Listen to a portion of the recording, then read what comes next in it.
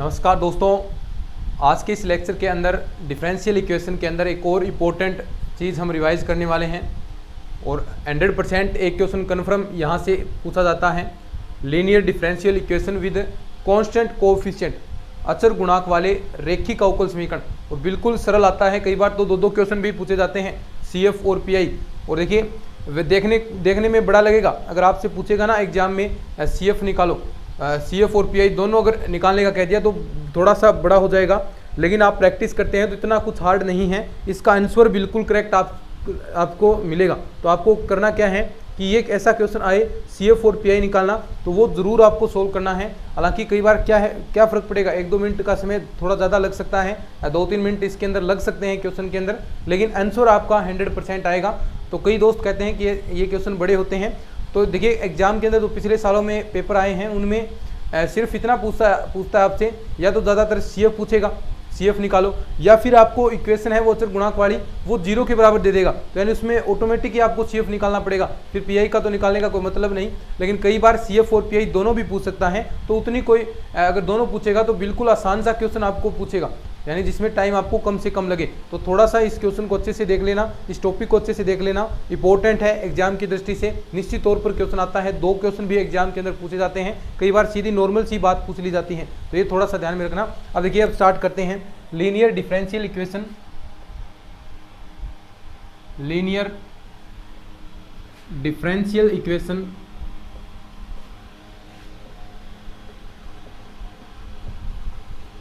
With constant coefficient.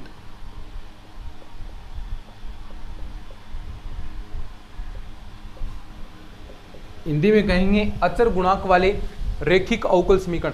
बिल्कुल simple सी बात है। देखो, सबसे पहले अचर गुणांक वाले रैखिक अवकल समीकरण की डेफिनेशन क्या होगी, जो परिभाषा के बारे में बात करते हैं। 1 मिनट रुकिएगा।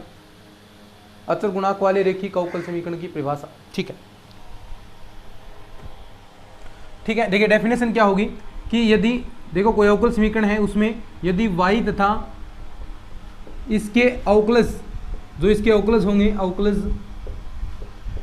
अवकलजों के गुणांक अचर हो, अवकलजों के गुणांक अचर हो, तो ऐसे जो समीकरण बनेंगे, तो ऐसे जो आपके इस प्रकार के जो समीकरण बनेंगे उन्हें क्या कहेंगे, तो इस प्रकार के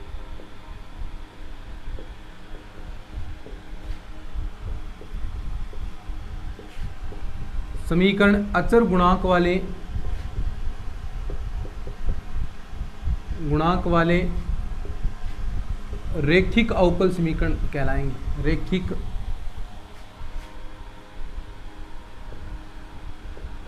अवकल समीकरण कहलाते हैं। बिल्कुल सिंपल सी बातें हैं, बस ये चीज ध्यान में रखना है। अब देखिए इसका रूप क्या होगा, यानी y तथा इसके जो अवकलज हैं उनके गुणांक अगर अचर हों, जैसे किस प्रकार अवकलज होंगे, मान लीजिए ये मैक्सिमम अवकलन चल रहा है, ठीक है। अब एक एक चीज़ें आपकी यहाँ पर कम होती जाएंगी, और साथ में P1 है जो गुणांक है इनके। अब देखो ये गुणांक है, ये हमेशा जो स्टार्टिंग पद है उसे कहाँ का धनात्मक ही रखना होता है, dn-dxn-1, और यहाँ पर y, ऐसे ही P2,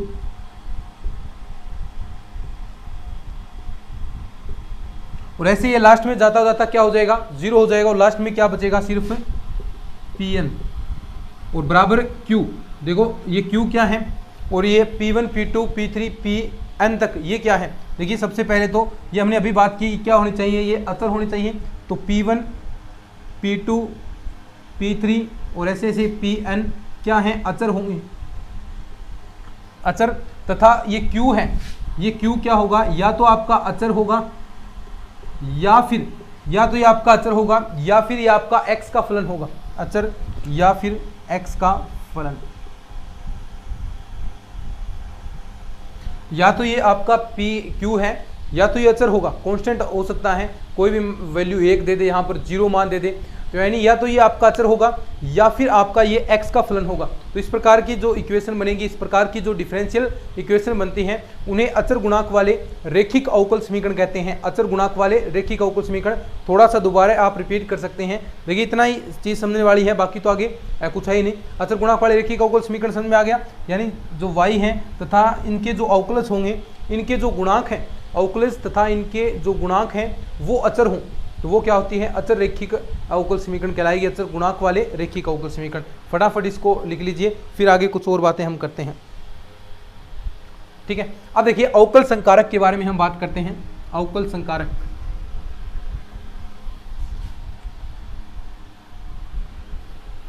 अवकल संकारक, अब देखिए अब मानना है इस इक्वेशन को हम दूसरे फॉर्म में चेंज करेंगे। अवकल संकारक,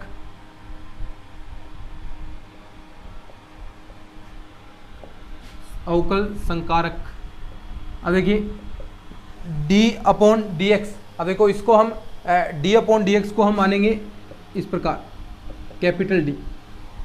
ठीक है, ऐसे ही सारी चीज़ें माननी है तो यहाँ पर आप सीधा मान रख सकते हैं, जो माना है आपने वही चीज़ें यहाँ पर वापस रखेंगे तो आपके पास कुछ इस प्रकार समीकरण बन जाएगा। और यानी d मान लिया, अब देखो अब dy अपॉन डी एक्स को क्या लिखेगा बताओ, dy लिखेंगे। ऐसे ही d square y upon d x square को क्या लिखोगे, डी स्क्वेयर वाई। ठीक है, दो दो बढ़ते जाएंगे। ऐसे ही d cube y upon d x cube को क्या लिखोगे, डी क्यूब। और ऐसे ही लास्ट में बढ़ता जाएगा d n y upon d x n, उसे क्या लिखेंगे, एन। ठीक है, अब ये सारे मान आप यहाँ पर रख सकते हैं तो आपके पास एक इक्वेशन बन जाएगा किस रूप में, डी के रूप में, तो यानी डी की पावर एन। ठीक है, अब देखो सीधा आप यहाँ पर ये चीज़ें लिख रहे हैं और y यहाँ से हम कॉमन ले लेंगे। ठीक है, तो देखिए फिर आगे P1 d की पावर n-1, ऐसे ही आगे P2 d की पावर n-2, और ऐसे ही लास्ट में ये चलता जाएगा। ये लास्ट में y है, इसी के साथ लास्ट में Pn आ जाएगा और y हमने कॉमन ले लिया यहाँ से। तो ये जो इक्वेशन बनेगा ये आपका अचर गुणांक वाले रेखिक अवकल समीकरण का इक्वेशन बनेगा। अचर गुणांक वाले रेखिक अवकल समीकरण का इक्वेशन है, अचर गुणांक वाले रेखिक अवकल समीकरण का इक्वेशन बनेगा। ठीक है, अब यहाँ पर कुछ चीज़ें और भी आपसे कह सकता है, ये तो आपके पास होगी जो किस प्रकार व्यक्त करते हैं। अब एक चीज़ आएगी, d का मतलब क्या हो गया, यहाँ पर d का मतलब dy अपॉन डी एक्स, और 1 अपॉन डी का मतलब यानी इसका समाकलन हो जाएगा, 1 अपॉन डी का मतलब समाकलन हो जाएगा। ठीक है, प्रतिलोम संकारक कह सकते हैं। बस अब सीधा सॉल्यूशन पर आएंगे हम अपन। प्रतिलोम संकारक, प्रतिलोम संकारक 1 अपॉन डी का मतलब इंटीग्रेशन हो जाएगा।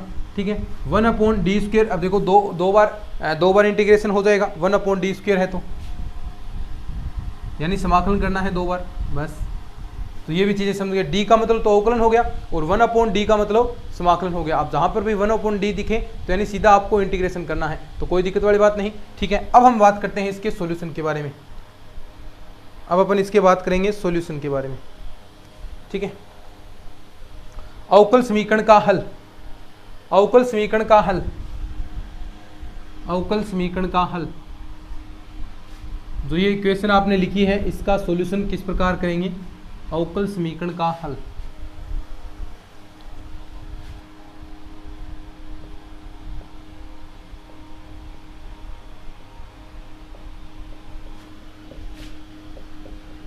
अब देखिए अवकल समीकरण का हल दो चीजें निकालनी पड़ेगी, एक तो CF निकालना पड़ेगा प्लस का PI। CF क्या होता है, पूरक फलन, और ये हो गया विशेष पर्टिकुलर इंटीग्रेशन, विशेष समाकल। ये दो चीजें आपको निकालनी पड़ेगी। अब एक बात ध्यान से सुनिएगा, अगर किसी भी इक्वेशन के अंदर ऐसे आपको समीकरण देगा और उस समीकरण के अंदर Q का मान अगर 0 है, नंबर एक यदि Q बराबर 0 है, Q बराबर 0 है तो जो समीकरण का हल होगा केवल मात्र y बराबर CF होगा। यानी उसमें उस कंडीशन में आपको PI निकालने की जरूरत नहीं है, केवल मात्र CF आपको निकालना है अगर Q बराबर 0 देर का। अभी क्वेश्चन हम बात करेंगे, अभी सॉल्यूशन के बारे में बात करेंगे। और इसके विपरीत नंबर 2, अगर Q बराबर 0 नहीं है तो आपको दोनों चीज़ें निकालनी पड़ेगी, CF भी निकालना पड़ेगा प्लस का PI भी निकालना पड़ेगा। दोनों चीज़ें आपको ज्ञात करनी पड़ेगी। दोनों के बारे में हम बात करेंगे कि कैसे आप CF ज्ञात करेंगे, कैसे आप PI ज्ञात करेंगे। और सबसे सरल चीज़ें हैं यही, यहाँ से 100% क्वेश्चन आएगा CF और PI से, तो ये चीज़ थोड़ा सा आप ध्यान से दे लेना।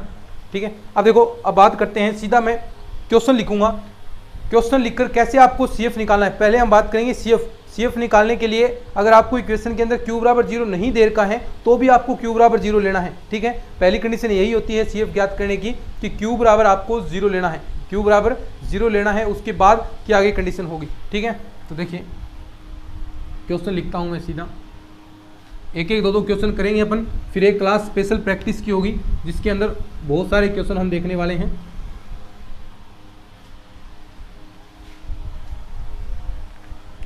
देखिए क्वेश्चन इस प्रकार आपको देगा,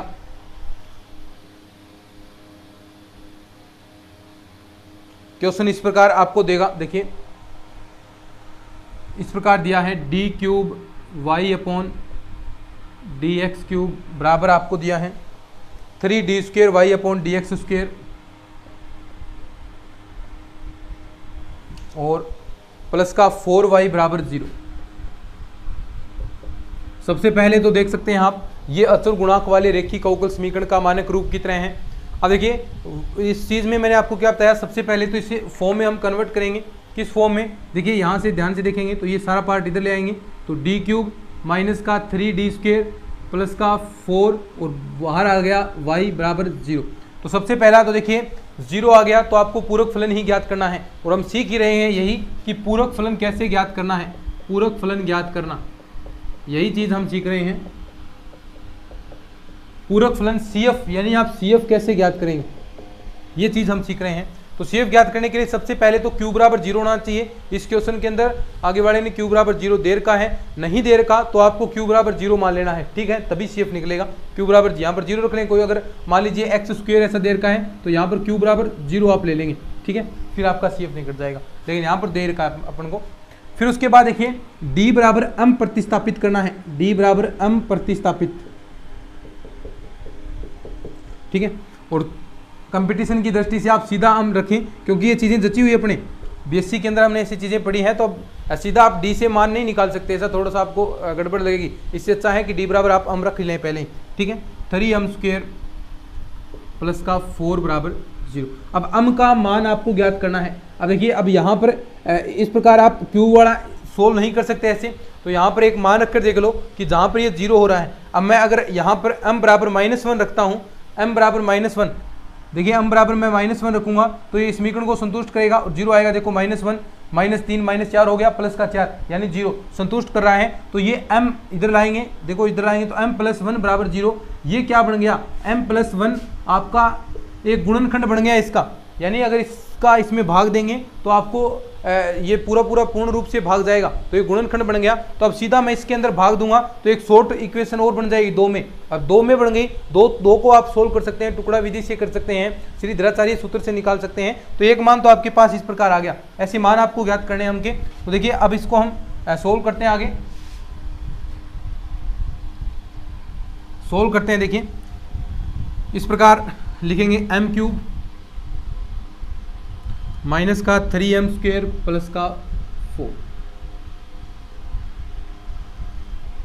अब यहां पर m + 1 लिखेंगे।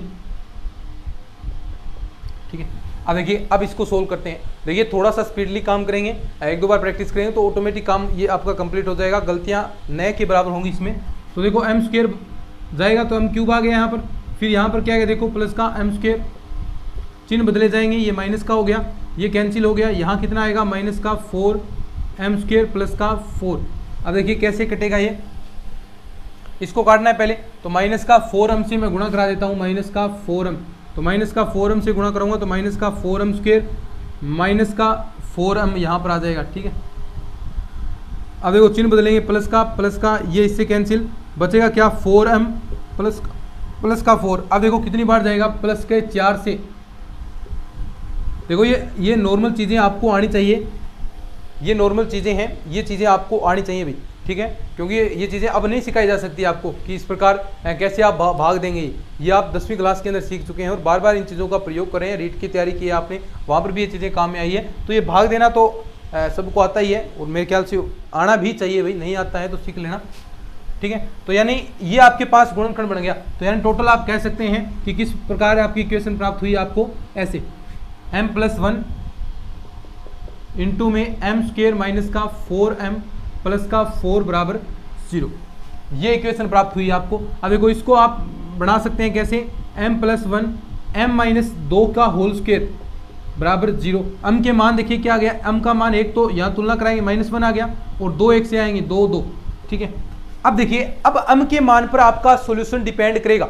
अब जो हल है, यानी इतना काम तो आपको हर जगह करना है, हर क्वेश्चन में CF जहां निकालना है वहां पर आपको ये इतना काम तो करना ही पड़ेगा। लेकिन अब कंडीशन आएगी, m के मान पर डिपेंड करेगा सारा हल, अब उनके मान पर डिपेंड करेगा। तो यानी इतना मान निकाल लिया। अब देखिए कैसे सॉल्यूशन आपको प्राप्त होगा, ये तो आपको निकालना है, ठीक है। अब देखिए कैसे सॉल्यूशन आएगा। केस नंबर फर्स्ट, m के मान पर डिपेंड करेगा सब कुछ। केस नंबर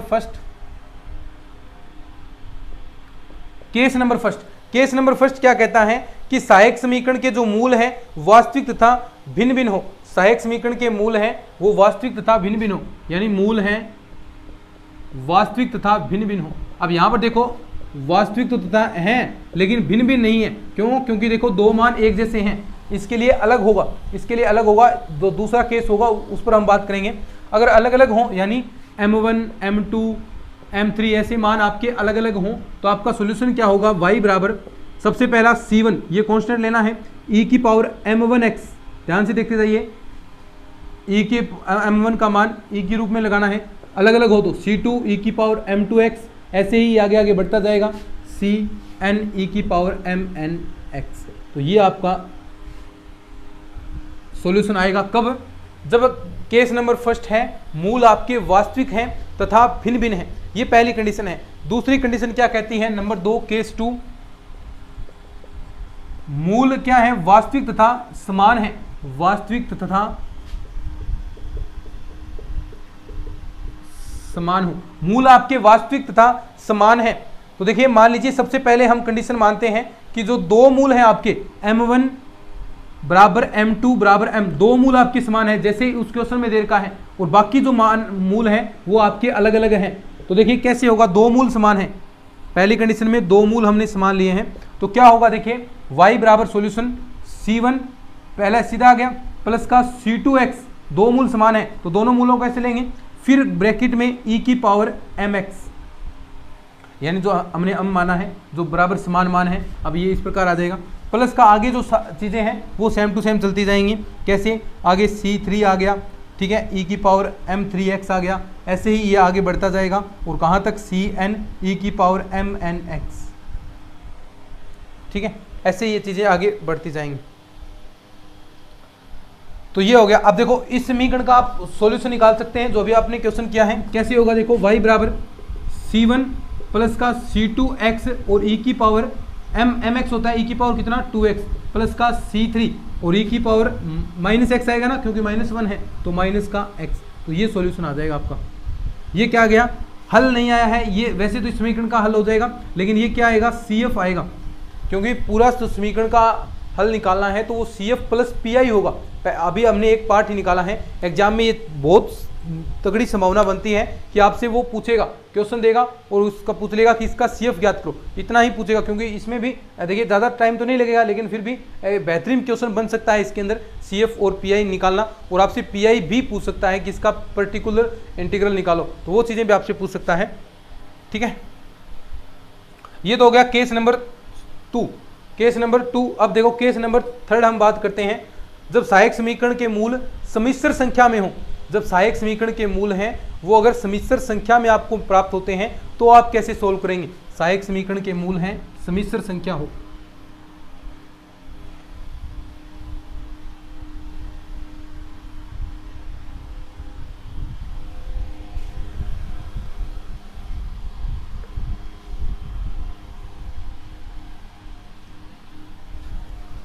सहायक समीकरण के मूल सम्मिश्र संख्या हो। नंबर 3 केस,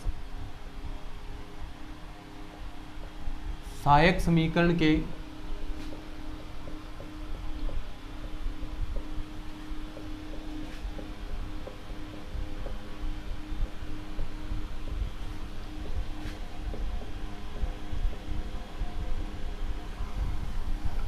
सहायक समीकरण के जो मूल हैं वो सम्मिश्र संख्या हो। अब देखो सम्मिश्र संख्या में कैसे, इस रूप में आए अल्फा, देखिए alpha plus minus iota b, इस रूप में आपको मूल मिलेंगे, alpha plus minus iota b हो। अब देखो सीधे तौर पर आप कह सकते हैं, देखो मूल आपके देखिए दो मान हो गए, m का मान 2 हो गया ना, एक प्लस हो गया एक माइनस हो गया।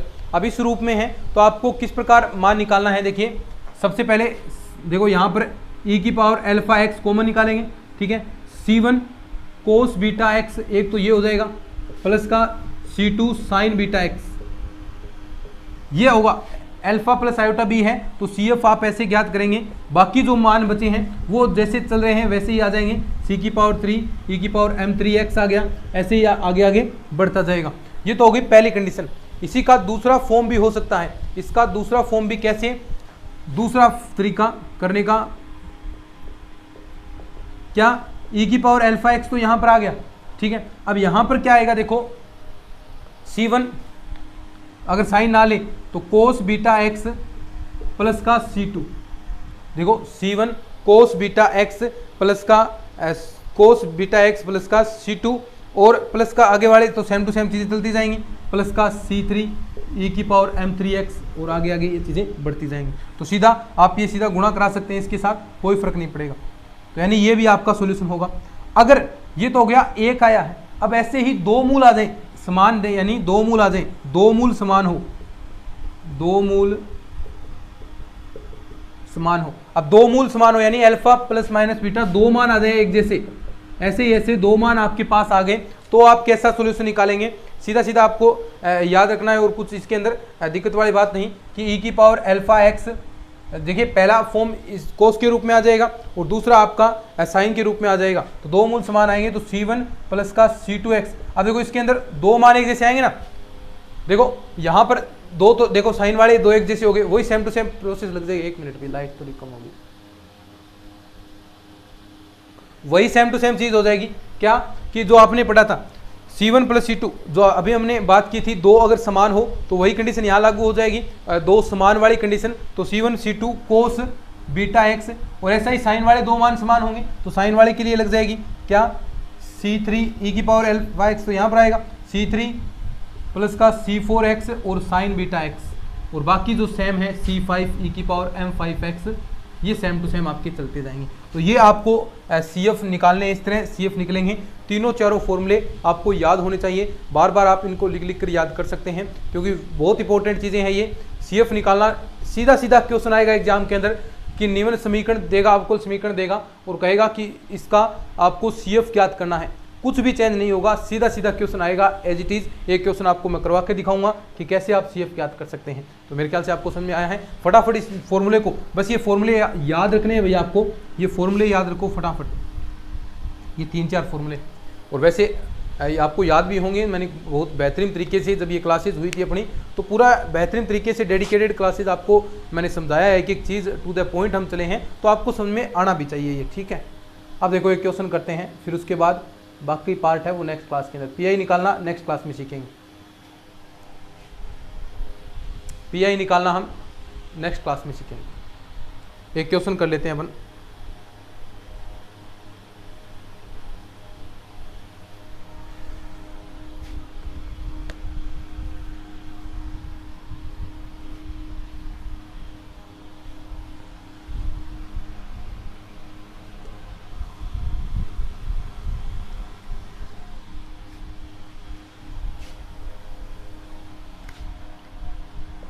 क्वेश्चन देखिए,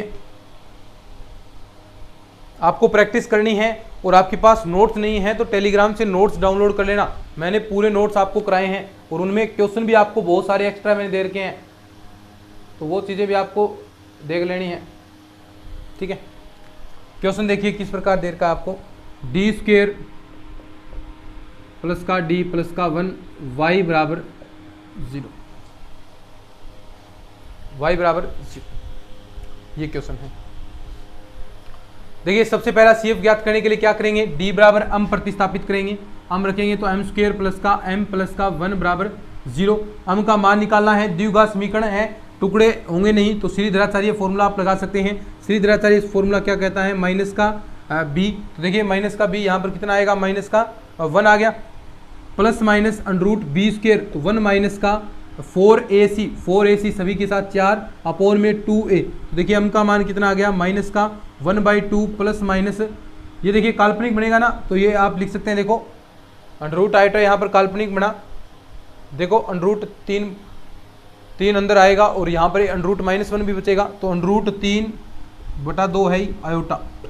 अब देखो ये समिश्र संख्या के रूप में मान आ गया ना, समिश्र संख्या के रूप में मान आ गया, तो आपको सॉल्यूशन पता है, सॉल्यूशन पता है क्या कि e की पावर CF क्या आएगा, CF बराबर e की पावर अल्फा एक्स, e की पावर अल्फा एक्स का मतलब माइनस का 1/2x आपके पास आ गया, और अंदर C1 कोस बीटा एक्स, कोस √3/2x प्लस का C2 साइन √3/2x, तो ये आपके पास सॉल्यूशन आ गया। अब देखो सारे ही ऐसे ही मान आपको निकालने हैं, ऐसे ही आंसर आएंगे, तो सारी चीज़ें आप कर सकते हैं। बहुत सारे क्वेश्चन मैंने ऐड कर रखे हैं इसके अंदर, आप आराम से सीख सकते हैं। तो ये तो हो गया आपका CF। एक दो क्वेश्चन और आप प्रैक्टिस के लिए करेंगे, देखो नोट्सों के अंदर बहुत सारे क्वेश्चन मिल जाएंगे, बुक के अंदर मिल जाएंगे ऐसे, तो खूब प्रैक्टिस करनी है आपको।